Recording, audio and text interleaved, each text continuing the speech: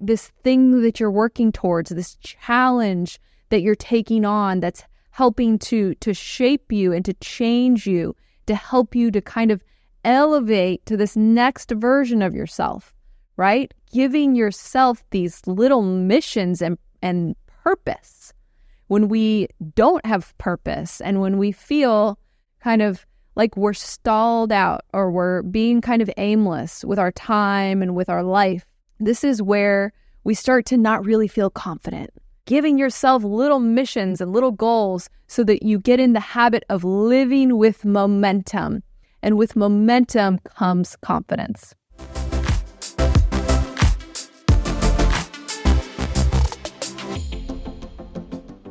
Hi, friend. Welcome back. Today, let's talk about confidence. Now, who among us doesn't want to feel more confident?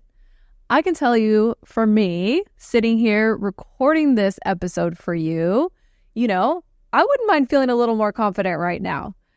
Confidence is just something that helps us to feel like we're doing well in life, right? And feel like we can try new things. When we feel confident, it's like there's possibilities all around us. And when we're feeling kind of insecure, it's like we kind of shrink and things get smaller. We get smaller. And so this episode is all about growing into this more confident version of ourselves.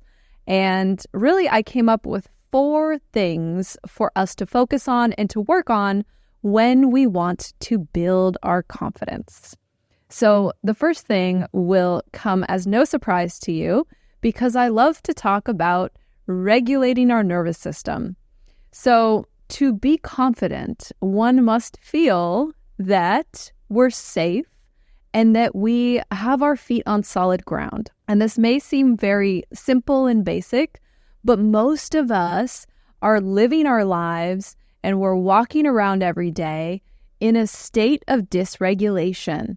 And so when I say dysregulation, what I mean is that our nervous system is in some level of fight or flight, or we're even in some level of shutdown where it's just all become too much and we're kind of disconnecting from what's happening around us.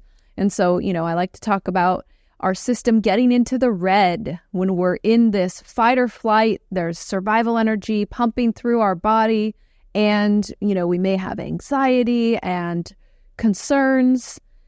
We're not in the present moment, right? We're kind of disconnected from our body.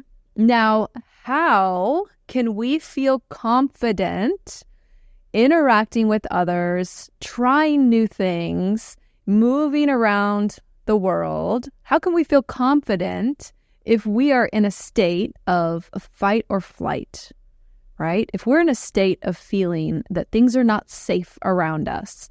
And really, if you think about it, modern day fight or flight, which is anxiety, most of the danger that we perceive is really coming from inside of us, right? This inner world of worries and ruminations and regrets and insecurities, right?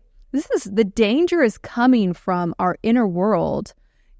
It's based on things that have happened to us in real life and traumas and different things, experiences, but we're experiencing it inside. And so if our inner world is not feeling safe and we're feeling dysregulated, then we're not going to feel confident in our interactions and in our actions. And so that's the first thing for us to work on, is really finding this regulation in our body, in our system on a day-to-day basis to where we can have this inner calm and this inner peace, which is really the opposite of chaos and anxiety. If we can cultivate this green ventral vagal, sense of safety, our feet are on solid ground, if you will, then that's a place where we can start to cultivate confidence. So there are many ways that we can work on just cultivating this sense of regulation in our nervous system. And really the first step is awareness. So being aware of what you're experiencing inside, bringing attention to your breath. We like to talk about box breathing on this show, or even just paying attention to breath and focusing on the inhale and the exhale to allow your inner world to calm down. So that's the first step, really just creating safety in your own body, creating some calm in your mind, some regulation in your emotions, so that you're then in a good position to start to feel confident. So the second thing that we can work on to really build our confidence in the world is the physical body that we live in. Taking care of our physical body by eating healthy foods, getting regular exercise, getting plenty of hydration, and then keeping our body clean of different substances, right? Drugs, alcohol, anything that's addictive.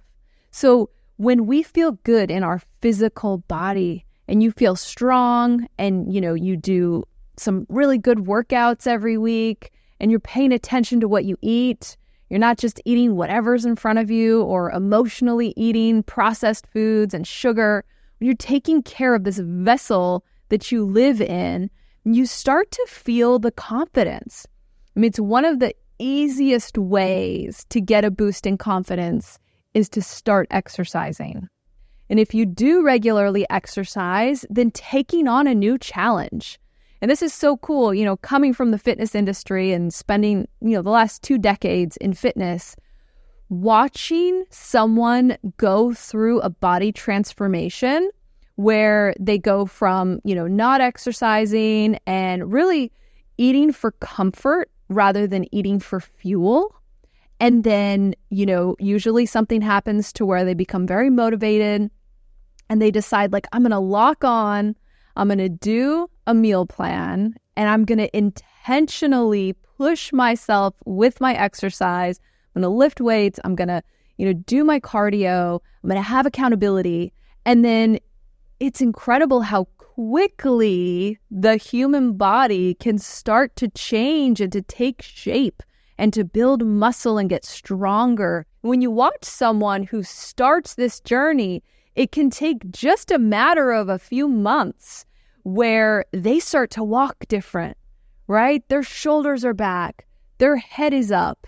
They have this inner confidence because they've done what's so difficult to do. They've stuck with the meal plan even when they were tired and emotional and really wanted sugar. They stuck with it. They got into the gym and did their workouts even when they were tired or injured or really didn't want to do it. They're sore, right? And so they built this track record with themselves of wow, I stuck with this. And then when you look in the mirror and you start to see physical changes, right? The weight starts to come off, some muscle tone starts to build, and then to physically feel your strength increase. It is such a confidence booster.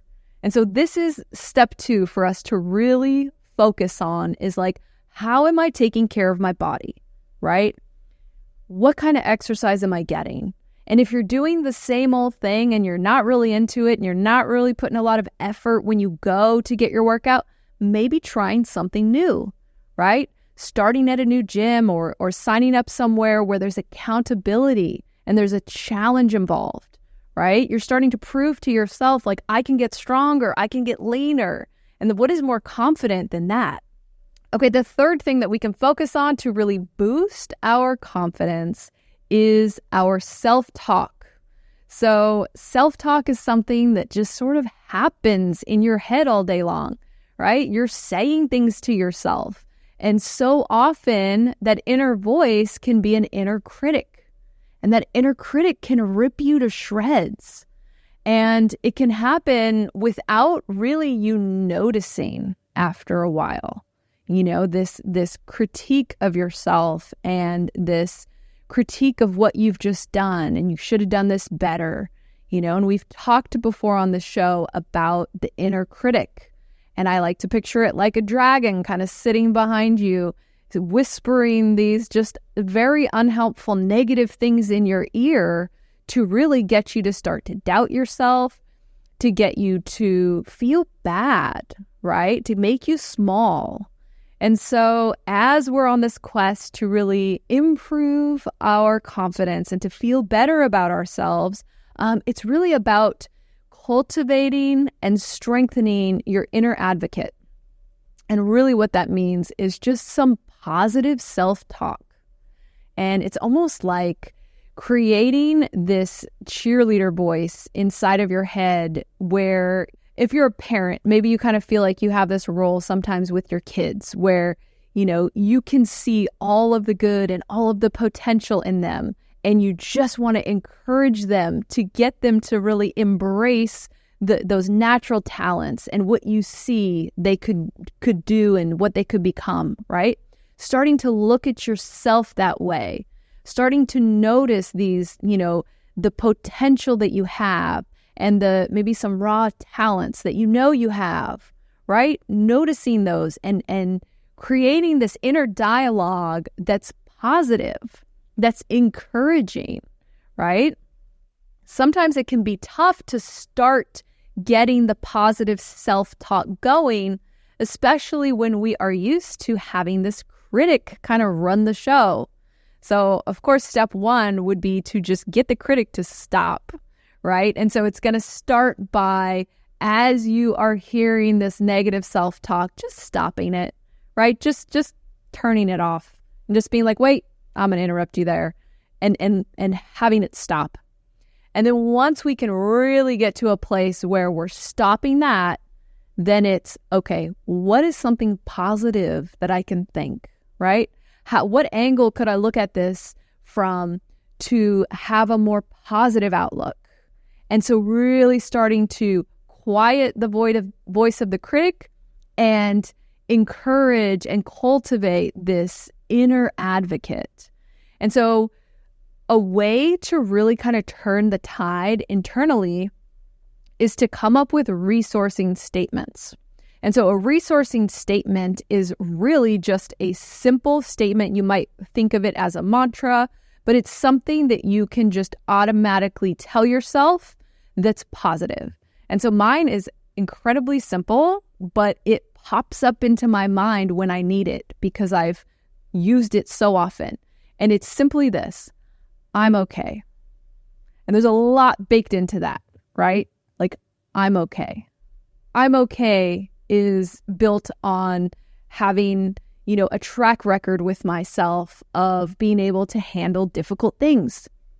It's building a track record with myself of being able to manage my emotions and to accomplish a goal and to get through stuff. And so your resourcing statement could be something along those lines, or it could be any number of things that you just need to hold on to, right? It's just something, maybe it's everything's going to be okay. And it's just something that will pop into your head at the right moment when you continue to reinforce it.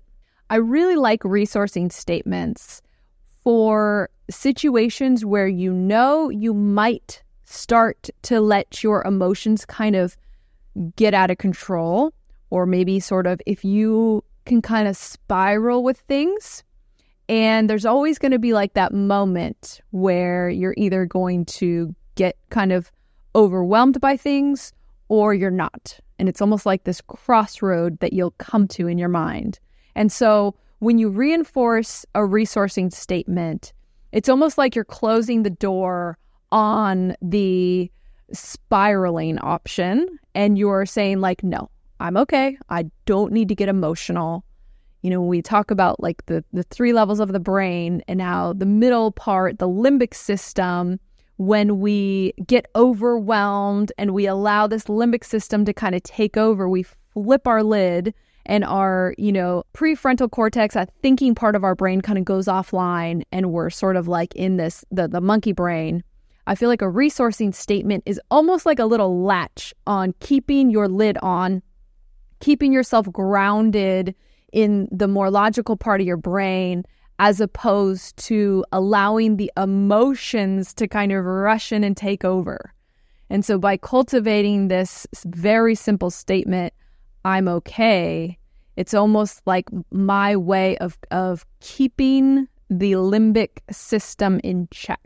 And so as you start to really try to build that positive self-talk, build in some resourcing statements, what we're doing is we're shifting our thought patterns, right? We are turning your thoughts into really this inner cheerleader and putting on a positive lens so that you can really cultivate that positive, more confident version of yourself.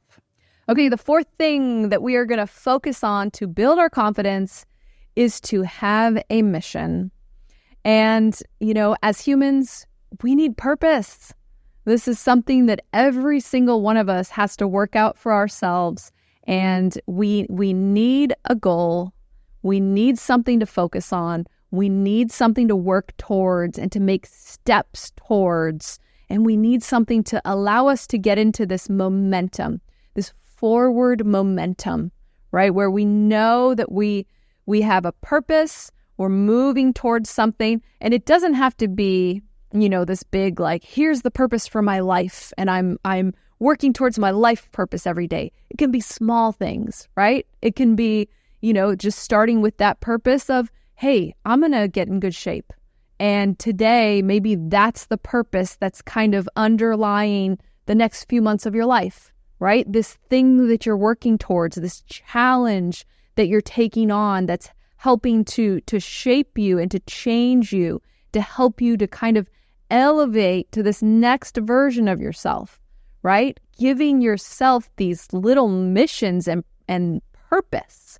When we don't have purpose and when we feel kind of like we're stalled out or we're being kind of aimless with our time and with our life, this is where we start to not really feel confident because we don't have that forward momentum.